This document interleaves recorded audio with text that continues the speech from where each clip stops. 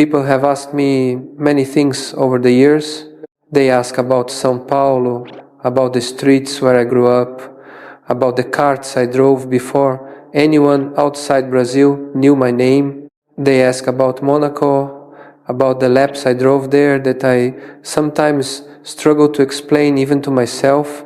They ask about the rivalry with Alain. They ask about the rain, because somehow the rain always comes up when people talk about me, as though I only existed when the weather was difficult. Those are the questions I understand. Those are the stories people expect, and I do not blame them for expecting them. They were remarkable years, filled with moments I would not trade for anything, and I'm grateful for every one of them. But occasionally, someone asks me something different, something that requires me to step away from my own story for a moment and think about the men I shared this sport with. They ask me who the greatest drivers were. Not the fastest, not the most successful by the numbers that statisticians compile, the greatest. The ones who changed the way I understood what was possible inside a racing car. That question deserves a careful answer, because greatness in Formula One has never been simple. A fast car can make a driver look exceptional. A particular era can either suit a man's abilities or work against them. Statistics tell part of the story, but rarely the most important part. What I look for when I think about greatness is something harder to measure. It is the quality that makes an entire paddock go quiet when a certain driver climbs into his car. The quality that makes other drivers competitive, proud, ambitious men who have spent their lives believing they are the best, privately acknowledge that they are watching something beyond what they themselves can produce.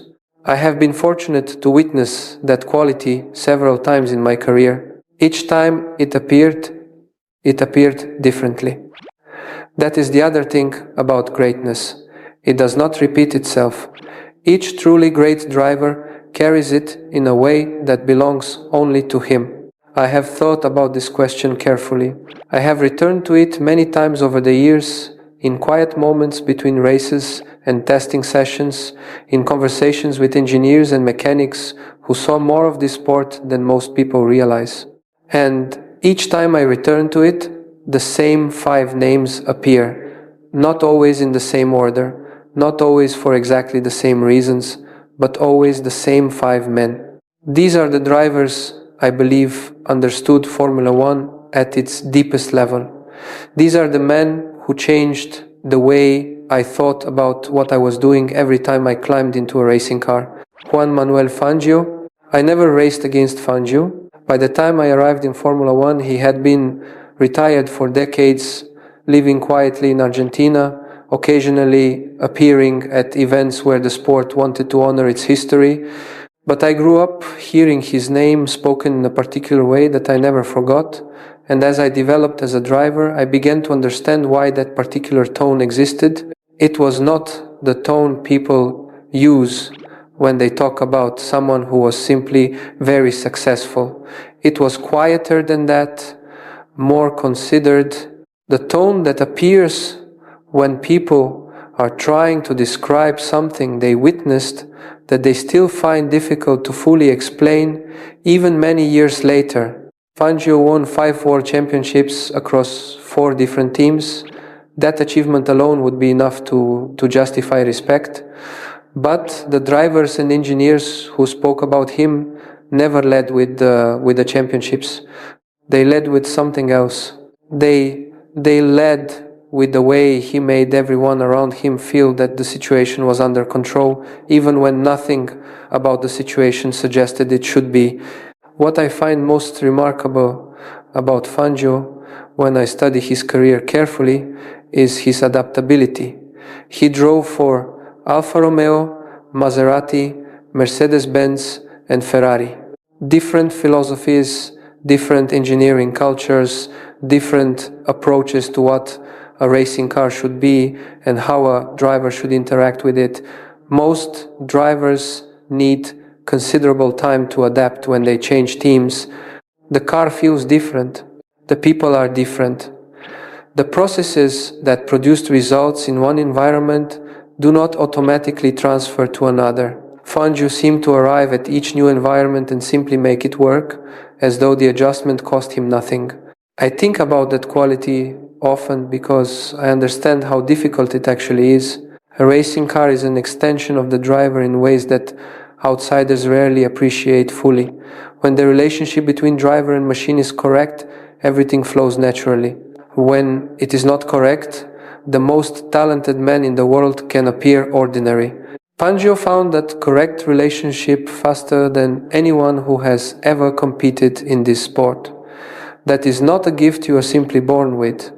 It is a form of intelligence that operates at a level most people never reach.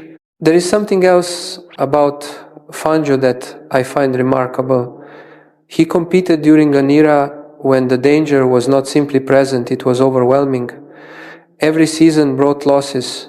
Drivers he knew, respected, and competed against did not survive. Yet he maintained a composure that people who watched him describe as almost impossible to understand given the circumstances. Not the forced composure of someone suppressing fear, something more genuine than that. An acceptance that allowed him to focus completely on what the car needed from him without the interference that anxiety produces. I have thought about where that composure came from. I do not think it came from an absence of awareness about the danger. I think it came from a decision made somewhere deep in his character, that the danger was the price of doing something he understood at a level that gave his life its fullest meaning. I recognize something of that in myself. The moments when I was most at peace in a racing car were never the easy moments. They were the moments when the difficulty was greatest and I found something inside myself that rose to meet it. The race I always return to when I think about Fangio is the 1957 German Grand Prix at the Nürburgring. After a long pit stop dropped him well behind the leaders, he produced a sequence of laps that people who witnessed it still describe with genuine disbelief decades later. He broke the lap record again and again. He caught cars that should have been unreachable. He won a race that had already been decided against him. What strikes me about that performance is not the speed. Every great driver has produced speed. What strikes me is the decision to attempt it at all. Most drivers in that situation would have accepted what the circumstances seemed to be offering and managed the remaining laps professionally. Fangio decided the circumstances were wrong and set about correcting them. That combination of belief and execution, sustained over an extended period under enormous pressure, under conditions that punished any mistake immediately and permanently, is the definition of greatness. I have spent my own career trying to understand and trying to find within myself Jim Clark. If Fangio represented intelligence and adaptability, Jim Clark represented something that I find even more difficult to describe. He represented the purest natural connection between a human being and a racing car that I believe has ever existed. I have spoken to drivers who competed against Clark, engineers who worked with him at Lotus, people who watched him from the pit wall during his greatest performances at circuits across the world. Without exception, and I mean without a single exception, they say the same thing. He made the extraordinary look effortless. Not because it was effortless for him, I suspect the reality was considerably more complex, but because his relationship with the car was so complete, so instinctive, so deeply integrated into the way he processed the information that racing provides, that the gap between what he intended and what the car actually did had almost entirely disappeared. Most drivers, even very good ones, work at driving. You can see the effort if you watch carefully enough, the slight corrections at corner exits when the balance is not quite right, the moments of visible recovery when a braking point has been misjudged by a fraction, the concentrated expression that a particularly demanding circuit section demands. With Clark, people say you could not see any of that. The car simply went where he needed it to go, at speeds that should not have been possible given the machinery and the circuits of that era, without any visible sign of struggle or effort or the management of a situation that was not entirely under control. I find that quality extraordinary because I know from my own experience how rare it actually is. There are moments in every driver's career, moments in qualifying, moments in the rain, moments when everything comes together in a way that feels effortless, even though you know intellectually that it is not, when the connection between intention and execution feels complete. Those moments are precious precisely because they are not permanent. They come and go. You work to find them again, and sometimes the working itself pushes them further away. Clark, by all accounts from people who were there and who I trust completely, seemed to live in those moments, not occasionally, consistently, race after race, circuit after circuit, condition after condition. What I find particularly remarkable about Clark is his versatility across different types of racing. He won the Formula One World Championship in 1963 and 1965, performances that would already place him among the finest drivers the sport has produced. But in 1965 he also won the Indianapolis 500, competing in an entirely different type of racing on an oval circuit against drivers who had spent their entire professional careers developing the specific skills that Indy demands. He did not merely participate respectably as a Formula One champion trying something different. He led for the majority of the race and won convincingly in conditions that were completely foreign to his Formula One experience. I think about that achievement often, particularly when people suggest that the qualities that make someone exceptional in one environment are specific to that environment and do not transfer. Clark's career at Indianapolis suggests something different. It suggests that genuine greatness in a racing car is not about mastering the specific requirements of a particular type of circuit or competition. It is about understanding the fundamental relationship between driver and machine so completely that the specific requirements become secondary details, things to be learned and integrated, but not barriers to performing at the absolute limit. Give a truly gifted driver a new challenge, and instead of searching for reasons why it might not work, they simply find a way to master it. Clark did exactly that, and he did it at a speed and completeness that the drivers who had spent their careers at Indianapolis had to acknowledge openly. Whenever I think about what it means to be a natural racing driver, someone for whom the car is genuinely an extension of their own instincts rather than a machine they have learned to operate, Jim Clark is always the first name that comes to my mind. Not because of the championships or the victories, though those speak clearly enough, because of what the people who were there say about the quality of what they witnessed, because of the way those conversations still carry, decades later, a sense of something that has not been repeated. Alain Prost, this one requires honesty. Alain and I did not always find things easy between us. Our rivalry produced moments of genuine tension and genuine difficulty, and I would not pretend otherwise. Those moments are part of the history of the sport, and they belong there. But I want to be careful to separate the personal history from the professional assessment, because they deserve to be kept separate, and because failing to separate them would mean allowing personal feeling to distort a judgment that I believe should be made clearly. When I think about Alain Prost as a racing driver, setting aside everything that happened between us as competitors and as people, what I see is one of the most complete racing intelligences I have ever encountered in this sport. What made Alain so consistently difficult to compete against was never his qualifying pace, though his qualifying pace was impressive. There were moments, particularly in wet conditions or at circuits, that demanded a specific kind of sensitivity when I could find speed that he could not immediately match. What made him genuinely and persistently dangerous was his understanding of a race as a complete event, rather than a series of individual moments to be attacked as they appeared. He thought about Grand Prix the way a chess player thinks about a game. Not just about the position immediately in front of him, but about the position he needed to occupy 20 moves later and the sequence of decisions that would create that position.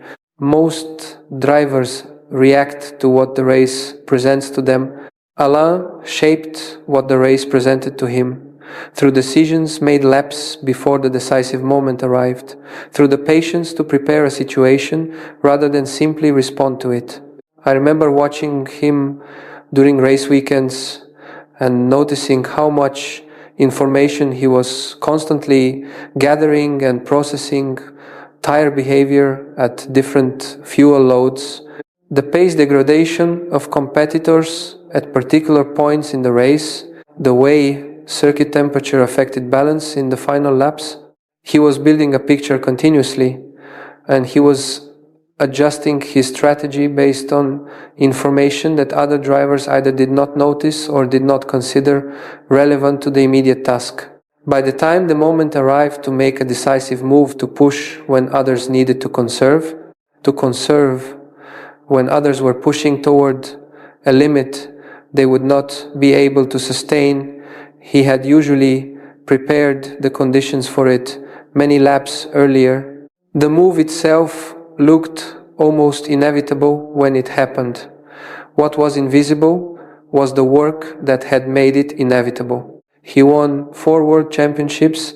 He did so not by dominating every race through sheer pace, but by extracting the maximum available result from whatever the circumstances made possible. On days when winning was achievable, he won. On days when winning was not achievable, he collected the points that kept the championship alive and the margin manageable.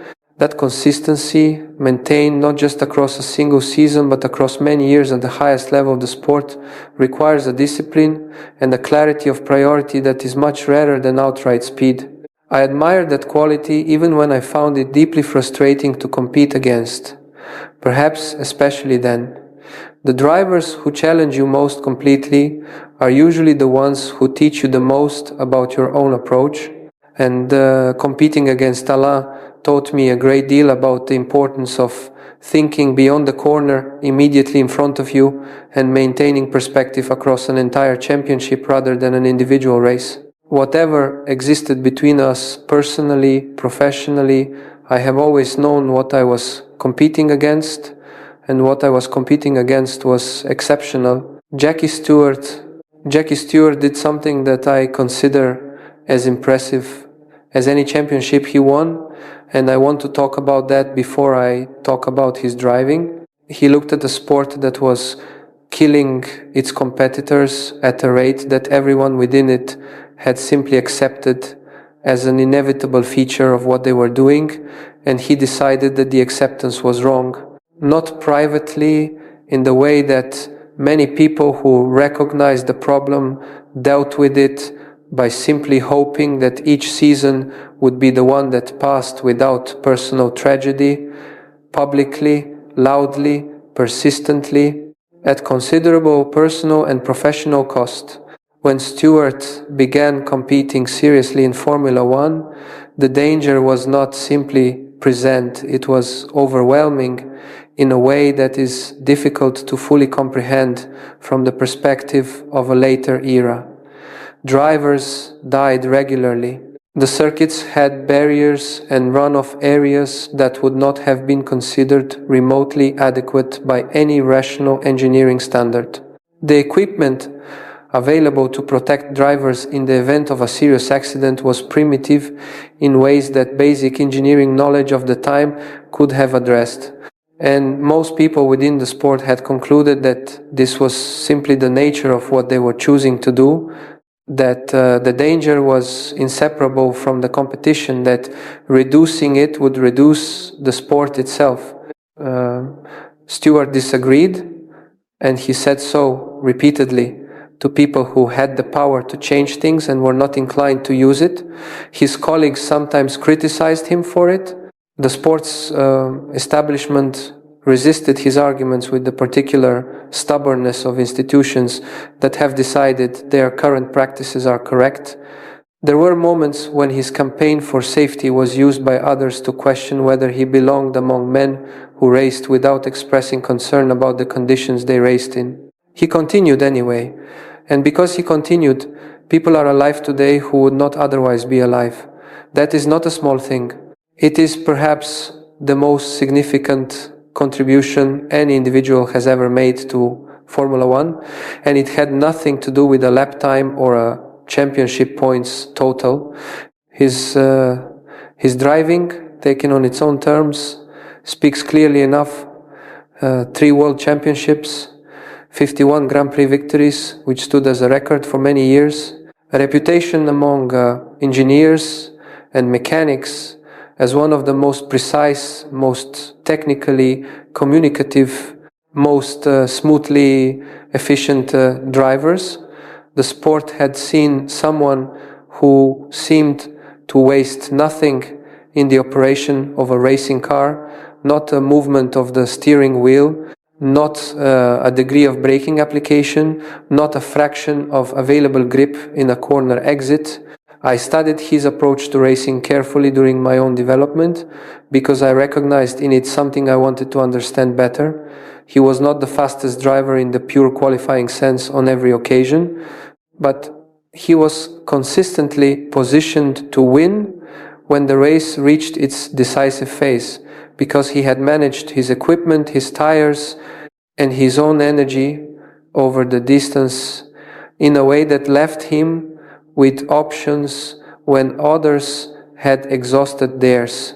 That management of all the resources that a race actually demands, rather than just the car's immediate performance capability, is something that separates complete racing drivers from drivers who are simply very fast. Stewart was the most complete driver I have studied from the generation before mine, and he changed the world that I raced in. For that, I am grateful in a way that goes beyond professional admiration. Niki Lauda, I want to end with Niki Lauda, because I think his story contains something that the other four, for all their extraordinary qualities, do not contain in quite the same form. Niki was not the most naturally gifted driver I ever studied. He would have been the first to tell you that. He understood his own abilities with a clarity that was almost clinical, what he possessed, what he did not possess, and how to maximize one while managing the other. That self-knowledge was itself a form of exceptional intelligence, because most drivers, most people find it difficult to see themselves with genuine accuracy. What Niki possessed that placed him among the greatest was a combination of technical intelligence and psychological resilience that I have never seen matched in the same individual. His technical intelligence first. Niki approached the racing car the way an engineer approaches a problem, not with the instinct of someone who feels what the car is doing and responds from somewhere below conscious thought, but with the analytical precision of someone who understands why the car is doing what it is doing and what specific adjustment would make it do something different. His feedback to engineers was legendary within the paddock for its clarity and its accuracy. He could describe what the car was doing at a specific point on a specific circuit in terms that engineers could translate directly into setup changes, and those changes consistently produced the improvement he had described. That is an ability that many drivers do not have at all, and very few have at the level Niki demonstrated throughout his career. His psychological resilience, second. In 1976, at the Nürburgring, Niki suffered an accident that should have ended his life. The fire that trapped him inside the car for the seconds before other drivers stopped and pulled him clear caused damage that was visible for the rest of his life. He was given last rites. The assumption within the sport was that his racing career, if he survived at all, was finished. He returned to competition 6 weeks later. I have thought about that decision many times. Not the physical courage it required, though the physical courage it required was extraordinary.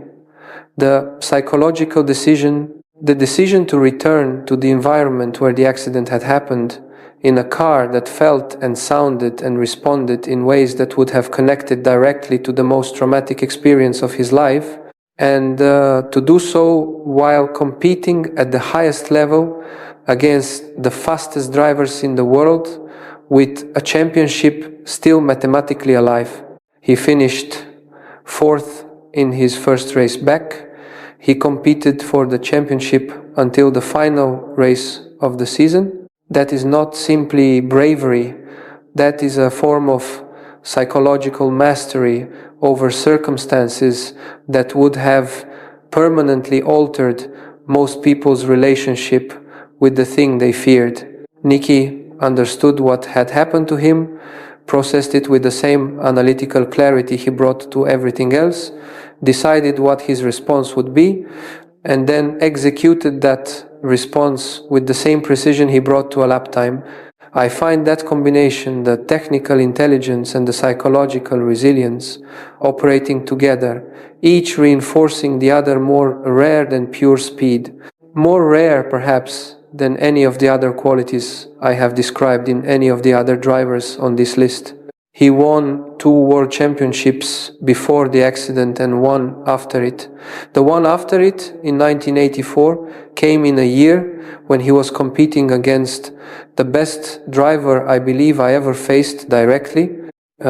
He won that championship by half a point on the final race of the season. When I think about what I want from myself, when things become most difficult, when the car is not working and the race is not going as planned, and the circumstances are working against everything I have prepared, I think about Niki Lauda returning to a cockpit 6 weeks after an accident that should have taken his life. I think about the decision that represented, and I find in thinking about it something that steadies me. What remains?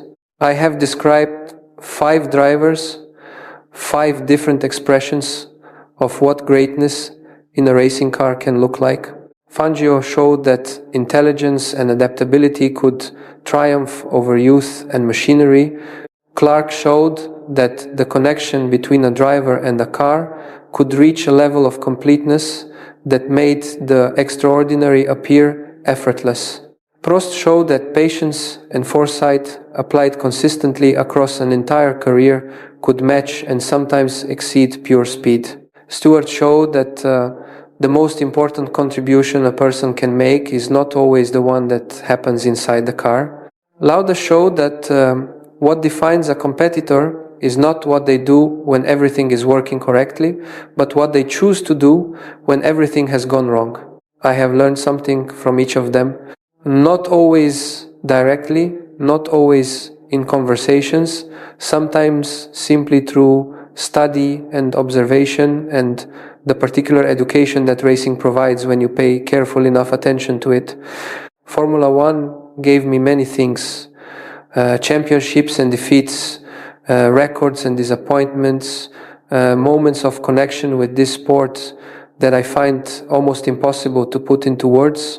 But the greatest thing it gave me was the chance to exist in the same world as men like these, to compete in the same sport, to be measured against the same standards, to understand through proximity what genuine greatness in a racing car actually looks like when you are close enough to see it clearly. I was fortunate to witness it. I am grateful for that fortune in a way that has only grown clearer as the years have passed. The trophies matter, the championships matter. I have never pretended otherwise, and I will not pretend otherwise now. But what I will carry longest, what I already carry, in the quiet moments when the racing is finished and what remains is the memory of it, is not the trophies. It is the understanding of what these men showed me was possible, the standard they set, the reminder available to me whenever I need it that the limit I believe I have found is never actually the limit. It is simply the limit I have found so far